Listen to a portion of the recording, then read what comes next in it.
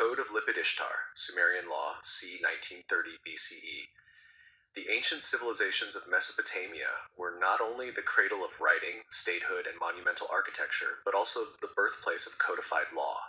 Among the earliest known legal collections are the Code of Ur-Nammu, c. 2100 BCE, the Laws of Eshnunna, c. 1930 BCE, the famous Code of Hammurabi, c. 1750 BCE, and between them, the Code of Lipit-Ishtar. This important yet less widely known set of laws was issued around 1930 BCE by King Lipit-Ishtar of Isin, a city-state in southern Mesopotamia during the Isin-Larsa period. Although not as famous as Hammurabi's monumental stele, the Lipit-Ishtar Code offers crucial insights into the legal traditions, social structures, and cultural values of early Mesopotamian society. Historical context. The Isin dynasty and its ruler, Lipit-Ishtar, ruled over the dynasty of Isin in southern Mesopotamia around 1934 to 1924 BCE during a transitional period after the collapse of the third dynasty of Ur. The fall of Ur left a political vacuum in Sumer, which was contested by several city-states, including Essen and Larsa. Lipit-Ishtar, claiming legitimacy through divine support, consolidated his power in Isin and sought to maintain order in a time of instability. Issuing a legal code was not merely an administrative act, it was also a political and religious statement. The king presented himself as a mediator of justice, chosen by the gods. The prologue of the Lipit-Ishtar Code emphasizes that the gods An and Enlil had given Lipit-Ishtar the mission to establish justice in the land, prevent oppression, and ensure equity. This linkage between kingship, law, and divine became a hallmark of Mesopotamian jurisprudence. Structure of the Lipit-Ishtar Code. Like other Mesopotamian codes, the Lipit-Ishtar Code consisted of three main parts. One, prologue, a poetic introduction in which the king recounts his divine appointment and mission to establish justice. Two, body of laws, a set of case-based rules expressed in conditional clauses. If X happens, then Y shall be the consequence. Three, epilogue, a concluding statement reaffirming the king's role as guarantor of justice and promising blessings to those who respect the code and curses to those who defy it. Although the code has survived only in fragments, mostly on clay tablets from Nippur and Sippar, around 50 provisions are known. These cover a range of topics, including family law, property rights, slavery, and economic relations. Themes and content of the code. 1. Family and marriage. The Lipit-Ishtar Code contains numerous provisions related to marriage, divorce, and inheritance. These reflect the patriarchal but structured nature of Mesopotamian households. For instance, if a man wanted to divorce his wife, he was obligated to compensate her materially. Children's inheritance rights were regulated, ensuring fairness among sons and daughters. Adoption was recognized, protecting both the adopter and the adopted. Such rules show the importance of the family unit as the foundation of society and the role of law in mediating domestic disputes. 2. Property and contracts. Like all agrarian societies, Mesopotamia was deeply concerned with land, livestock, and economic exchange. The Lipit-Ishtar Code regulated property rights and contracts. If someone rented farmland, the obligations of both landlord and tenant were specified. Debts and loans were governed to protect both lenders and borrowers. Theft and property disputes were subject to penalties, sometimes involving restitution rather than physical punishment. This indicates a relatively advanced understanding of contractual obligations and the need for predictable economic relations. 3. Slavery and servitude. Slavery was a common institution in Mesopotamia, and the Lipit-Ishtar Code includes several laws on the treatment and rights of slaves.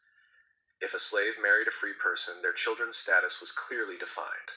Runaway slaves and the obligations of those who harbored them were addressed.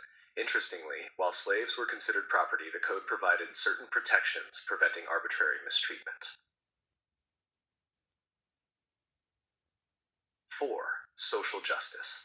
The prologue and several laws reflect a concern for equity and protection of the weak. Lipit-Ishtar emphasizes that his mission was to prevent the strong from oppressing the weak, echoing a theme that would later appear in Hammurabi's code.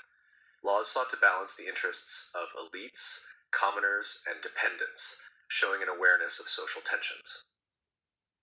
Language and style. The Lipit-Ishtar code was written in Sumerian, the world's earliest written language, though by this period Akkadian was becoming dominant in everyday speech. Its use of Sumerian reflects the cultural prestige of that language as a medium of law, religion, and scholarship. The code's style is formulaic, using the classic conditional pattern, if, then, that became standard in Mesopotamian jurisprudence. Comparison with other Mesopotamian codes. Code of Ur-Nammu, c. 2100 BCE. The earlier Code of Ur-Nammu from the city of Ur is the oldest known surviving law code. Compared to Lipit-Ishtar's, it is more limited in scope and somewhat more lenient in punishments, often relying on fines rather than corporal penalties. Laws of Eshnunna, c. 1930 BCE. The laws of Eshnunna, contemporary with Lipit-Ishtar, focused heavily on economic regulation, including prices and wages. While Lipit-Ishtar's code had a broader scope, the two together showed the diversity of Mesopotamian legal traditions. Code of Hammurabi, c. 1750 BCE. The Code of Hammurabi, created almost 2 centuries later, built upon these earlier models but expanded them into a much more comprehensive and monumental text. Hammurabi's stele, inscribed with over 280 laws, made his code famous, yet many of Hammurabi's laws resemble those already articulated in Lipit-Ishtar's collection. Thus, the Lipit-Ishtar code can be seen as a bridge between the pioneering Ur-Nammu code and the more elaborate Hammurabi code. The purpose of codification. Scholars debate whether these codes functioned as practical law codes or more as ideological and literary monuments. Some argue that real disputes were decided by custom and by judges rather than strict reference to the codes. Others maintain that the codes provided a legal framework, even if not enforced in every detail. In either case, their symbolic value was immense. They represented the king's justice and the divine order imposed on society. Legacy and significance. Although less well known today, the Lipit-Ishtar code had long-lasting influence. 1. Cultural continuity. It preserved the tradition of codifying laws in writing, reinforcing the concept of a written legal order. 2. Legal precedent. Many of its themes reappeared in later Mesopotamian codes, including Hammurabi's. 3. Historical insight. It provides modern historians with a window into the economic, familial, and social concerns of early 2nd millennium BCE Mesopotamia. The discovery of the Lipit-Ishtar code also underscores the richness of Mesopotamian archives. Found in fragments on clay tablets in sites such as Nippur, these texts demonstrate the importance of scribal schools in copying and transmitting legal traditions. Conclusion. The Code of Lipit-Ishtar stands as a crucial milestone in the history of law. Emerging during a time of political fragmentation, it reinforced the authority of the king and the role of divine justice in human affairs. Covering family, property, contracts, slavery, and social justice, it reflects the complexities of early Mesopotamian society. While overshadowed by Hammurabi's later code, Lipit-Ishtar's laws embody the continuity of a legal tradition that influenced not only Mesopotamian civilization but also the broader history of law.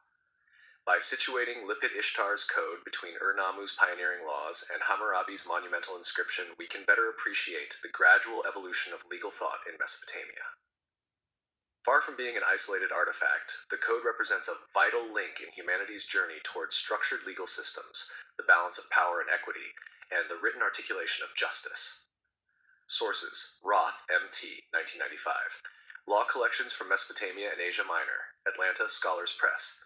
Kramer, S.N., 1963. The Sumerians, Their History, Culture, and Character. University of Chicago Press. Hallo W.W., 1997. Origins, The Ancient Near Eastern Background of Some Modern Western Institutions. Brill. Vandermeeroep, M., 2004. A History of the Ancient Near East, 3000 to 323 BC. Blackwell Publishing. Roth, M.T., 2011. The Laws of Lipit-Ishtar in the Context of Scripture, Vol. 2. Brill. Westbrook, R., 2003. A History of Ancient Near Eastern Law. Brill.